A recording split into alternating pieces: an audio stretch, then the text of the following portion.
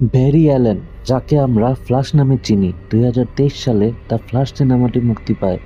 এটি DC extended ইউনিভার্সের অন্তর্ভুক্ত এবং অবশেষে আমরা ফ্ল্যাশের একটি স্ট্যান্ডঅ্যালোন সিনেমা পেয়েছি, যা আমাদের আরও আগেই পাওয়া উচিত ছিল। ফ্ল্যাশ চরিত্রে অভিনয় করেছেন এজরা মিলার এবং সিনেমাটি পরিচালনা করেছেন অ্যান্ডি মুশিয়েটি। সো আমি Miraj, welcome to my channel.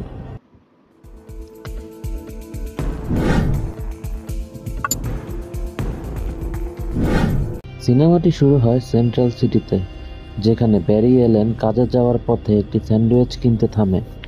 Sandwich তৈরি হওয়ার সময় সে আলফ্রেডের কাছ থেকে একটি ফোন কল পায়।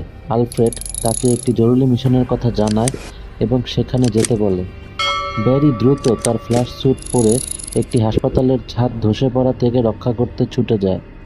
সে নিচের স্তরে থাকা সবাইকে